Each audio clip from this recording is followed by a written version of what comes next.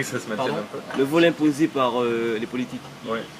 Oui, mais ça peut vol du encore une vendredi fois, moi je ne suis pas là pour juger ce que font ou pas non plus les concurrents. Je suis là pour quelque part avoir des approches différentes. Je crois que la force du reste de la concurrence, c'est pas systématiquement de polémiquer avec ses concurrents.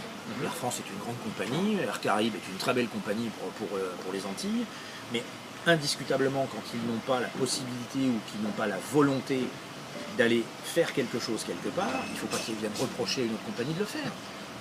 Les politiques antillais, à juste titre, étant le reflet de la demande de la population, ont demandé aux compagnies aériennes de voler au départ de Roissy.